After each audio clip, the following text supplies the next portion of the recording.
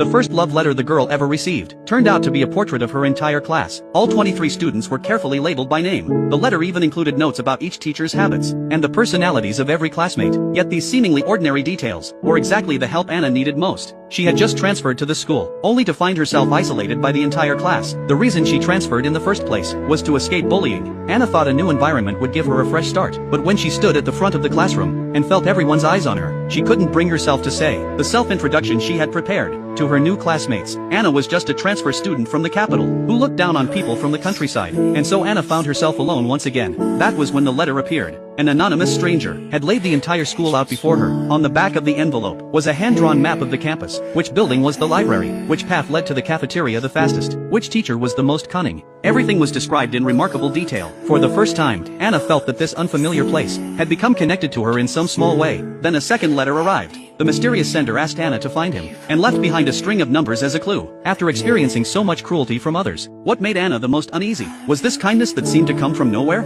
After following the clues, she arrived at the library. The numbers corresponded to an award-winning poetry collection for middle school students. The second letter was hidden between its pages. When she checked the library card, she found the sender's name, Jack, but Jack wasn't one of her classmates. He wasn't even in the same grade. The second letter was even more detailed. Jack introduced the school support staff, the security guard, the janitors, and various other employees. The letter also included practical tips. At the dog hole behind the school's back wall, you could order noodles from the restaurant listed on the business card. As long as you ordered before 12:25 p.m., you could carry the noodles to the rooftop before they became soggy. The next day, Anna actually picked up the delivery through the hole in the wall. The delivery man casually mentioned that someone had ordered the exact same meal 10 minutes earlier. Anna's heart immediately skipped a beat. She grabbed the food container and rushed to the rooftop. There she found a boy eating takeout. After finishing his meal, he began practicing swordsmanship. Anna chose not to disturb him. She still wasn't sure whether he was the one writing the letters. At the end of the second letter, another clue was hidden. It instructed her to water the marigolds at the witch's house. Anna had no idea where the witch's house was,